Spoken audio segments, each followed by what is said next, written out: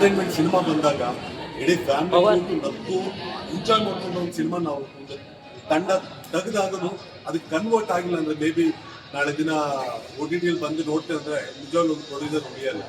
Producer ಉಳಿಸ್ಬೇಕು, ಒಂದು ಕಲಾವಿದನ್ನು ಉಳಿಸ್ಬೇಕಂದಾಗ ಅದು ಥಿಯೇಟ್ರಲ್ಲಿ ಬಂದೇ ಜನ ನೋಡಿದಾಗ ಅದು ಪ್ಲಸ್ ಅಂದ್ರೆ ಸಿನಿಮಾ ಚೆನ್ನಾಗಿದ್ರೆ ಮಾತ್ರ ಬರೋದು 100%.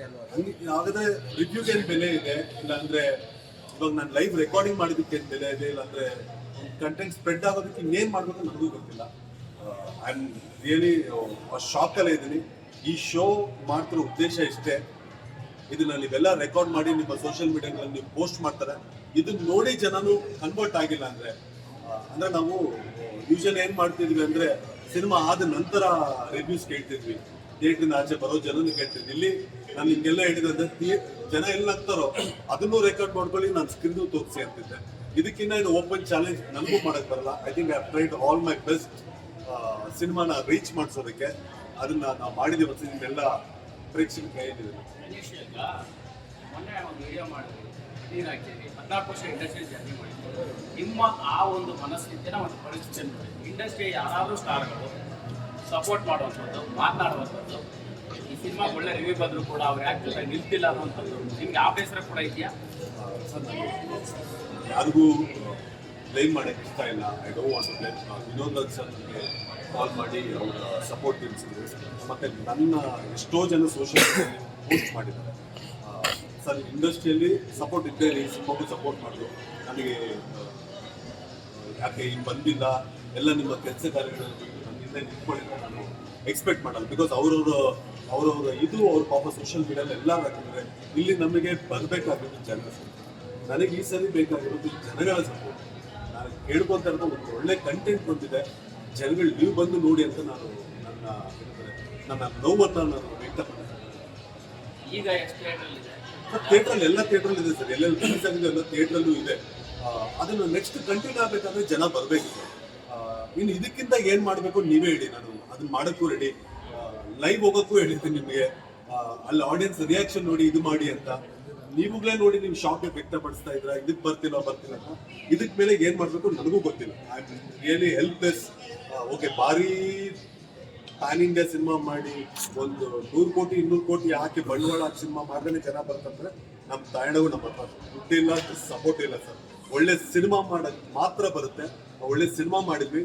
ನಾನು ಇಷ್ಟವರೆಗೂ ಬಿಲಿ ಒಳ್ಳೆ ಕಂಟೆಂಟ್ ಕೊಟ್ರೆ ಅದು ದೊಡ್ಡದಾಗ ಆಗುತ್ತೆ ಅನ್ಕೊಂಡು, ಈಗೆಲ್ಲ ದೊಡ್ಡದಾಗ ಮಾಡ್ದಂಗೆ ದೊಡ್ಡದಾಗ ಆಗುತ್ತೆ ಅಂದ್ರೆ ನಮ್ಮಲ್ಲಿ ಆಸೆ. ವೆರಿ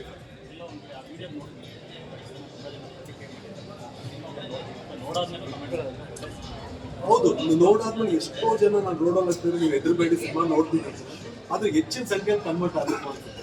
ಎಲ್ಲೋ ಒಂದು ಥಿಯೇಟರ್ 30-40 ಜನ ಬಂದು ಥಿಯೇಟರ್ ಉಳಿಸ್ಕೊಂಡು ಈಗಿರೋ ಪರಿಸ್ಥಿತಿಯಲ್ಲಿ. ಬಿಕಾಸ್ ಪಾಪ ನನ್ನಂಗೆ ಕಷ್ಟಪಟ್ಟಿರೋರು ಇನ್ನೊಂದು ಶುಕ್ರವಾರ ಬರ್ತಿತ್ತು, ಅವ್ರಿಗೂ ಥಿಯೇಟರ್ ಕೊಡಬೇಕು. ಅಂದ್ರೆ ಅನೀಶ್ ಕಷ್ಟಕ್ಕೆ ಮಾತ್ರ ಸ್ಪಂದನೆ ಮಾಡಿ ಅಂದ್ರೆ ಆಗಲ್ಲ, ತಪ್ಪಾಗುತ್ತೆ. ಇವಾಗ ನೆಕ್ಸ್ಟ್ ಶುಕ್ರವಾರ ಬರೋ ನಮ್ಮ ಕನ್ನಡ ಸಿನಿಮಾಗಳೇ ಎಷ್ಟಿದೆ, ಪಾಪ ಅವ್ರದ್ದು ನನ್ನಷ್ಟೇ ಕಷ್ಟ ಆಗುತ್ತೆ, ನನ್ನಷ್ಟೇ ಶ್ರಮ ಆಗುತ್ತೆ. ಇದಕ್ಕೆಲ್ಲ ಒಂದು ಎಂಡ್ ಕಾರ್ಡ್ ಬರಬೇಕು, ಇದಕ್ಕೆಲ್ಲ ಒಂದು ದಾರಿ ಆಗಬೇಕು ಅಂತ ತೋರಿಸಿರೋ ಹೊರತು ಓಕೆ ಇಲ್ಲೇನೋ ಸಿಂಪತಿಗೆ ಇಟ್ಸ್ಕೊಂಡ್ಬಿಡ್ಬೇಕು. ಇಲ್ಲಿಂದ ಸಿಂಪತಿಗೆ ಇಟ್ಸ್ಕೊಬೇಕಾಗಿದ್ರೆ 14 ವರ್ಷದಿಂದ ಆ ಕೆಲಸ ಮಾಡ್ಕೊಂಡ್ಬರ್ತೀವಿ, ಯಾವತ್ತೂ ಮಾಡಿಲ್ಲ. I think this is my first ಈ ಥರ ಓಪನ್ ಆಗಿ ಮಾತಾಡ್ತಿರೋದು. ನಾನು ಸಿಂಪತಿಗೋ ಗಿಮಿಕ್ಗೋ ಅಲ್ಲ. ಈ ಸಿನಿಮಾಗೆ ಬಂದಂತ ರಿವ್ಯೂಸ್ ನನಗೆ ಯಾವ ಸಿನಿಮಾಗೂ ಬಂತು.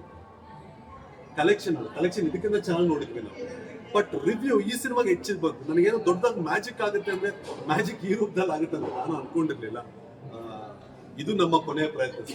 ಇಲ್ಲಿಂದ ಸಿನಿಮಾ ಎತ್ಕೊಂಡ್ರೆ I think our careers will continue. ಇಲ್ಲಿಗೆ ಕನ್ನಡಿಗರು ಬಿಟ್ರೆ ಇದು ಇಲ್ಲಿಗೆ ಬಿಡುತ್ತೆ. ಅಂದ್ರೆ ಪಾಪ ನನಗೂ ಸಾವಿರಾರು ಮೆಸೇಜ್ಗಳು ಬಂದಿರ್ಬೋದು, ಸಾವಿರಾರು ಇದು ಬಂದಿರ್ಬೋದು, ಬಟ್ ಫೈನಾನ್ಷಿಯಲಿ ಸಿನಿಮಾಗೆ ಬಂದ್ರೆ ಇನ್ನೊಂದು ಸಿನಿಮಾ ಮಾಡೋ ತಾಕತ್ತು ನಮಗೂ ಇರುತ್ತೆ. ಆ ತಾಕತ್ತು ಇಲ್ದಿರ ನಾವು ಇನ್ನೊಂದು ಹೆಜ್ಜೆ ಇಡಕ್ಕಾಗಲ್ಲ. ಲೆಟ್ ಈ ಶೋ, ಈ ಸ್ಕ್ರೀನ್ ನನ್ನ ಕೆರಿಯರ್ನ ಡಿಸೈಡ್ ಮಾಡಲಿ ಅಂತ. ನೆಕ್ಸ್ಟ್ ಸ್ಟೆಪ್ ಏನಿಲ್ಲ ಸರ್, ನಾನು ಹೇಳ್ಬಿಟ್ಟಿದ್ದೀನಿ ಅಷ್ಟೇ. ನಮ್ಮ ಕೈಲಾದಷ್ಟು ನಾವು ಮಾಡಿದೀವಿ, ನಮ್ಮ ಕೈಲಾದಷ್ಟು ಸಿನಿಮಾನ ಪ್ರಚಾರ ಮಾಡಕ್ ನೋಡಿದೀವಿ. ಒಳ್ಳೆ ಕಂಟೆಂಟು, ಒಳ್ಳೆ ಸಿನಿಮಾ ಅಂದ್ರೆ ಟರ್ನ್ ಆಗ್ತಿದೆ, ಅದನ್ನ ಹೆಚ್ಚಿನ ಸಂಖ್ಯೆಯಲ್ಲಿ ಟರ್ನ್ ಆಗಬೇಕು ಅನ್ನೋದು ಒಂದೇ ನಾನು ಬೇಡ್ಕೊತೀನಿ ಅಷ್ಟೇ. ಬಿಕಾಸ್ ಕಂಟೆಂಟ್ ಚೆನ್ನಾಗಿದೆ. ಇನ್ನ ಹೋಗಿ ಲೈವೇ ಹೋಗ್ಬಿಡಿ ಅಂದ್ಮೇಲೆ ಇನ್ನ ಅದಕ್ಕಿನ್ನ ಓಪನ್ ಸ್ಟೇಟ್ಮೆಂಟ್ ಇನ್ನೊಂದು ಯಾವ್ದು ಇಲ್ಲ ಅನ್ಸುತ್ತೆ. ರೆಕಾರ್ಡ್ ಮಾಡ್ಕೊಂಡ್ಬಂದು ನಾವು ಎಡಿಟ್ ಮಾಡೋದು ಬೇಡ, ಲೈವೇ ಹೋಗ್ಬಿಡಿ ಅಂತ ನಿಮ್ಮನ್ನೇ ಬಿಟ್ಟಿದ್ದೆ ನಾನು ಒಳಗಡೆ ಥಿಯೇಟರ್ ಒಳಗಡೆ. ನೋಡಿ ನೀವೇ ನೋಡ್ಬಿಡಿ, ನೀವೇ ಒಂದು ಎಷ್ಟು ಗಂಟೆ ಹತ್ರ ನೀವೇ ಲೈವ್ ಹೋಗ್ಬಿಡಿ ಅಂತ ನಾನು ಅಷ್ಟು ಧೈರ್ಯವಾಗಿ ಹೇಳಿ ಅಷ್ಟು ಭರವಸೆ ಕೊಟ್ಟಾದ್ರೂ ಟರ್ನ್ ಆಗಿಲ್ಲ ಅಂದ್ರೆ ನಾವು ಟರ್ನ್ ಆಗಿ ಮನೆ ಕಡೆ ಹೋಗೋದು best. Thank you so much. ನಿಮ್ಗೆ ಸಪೋರ್ಟು ಇದೇ ಥರ ಇರಲಿ ಅಂತ.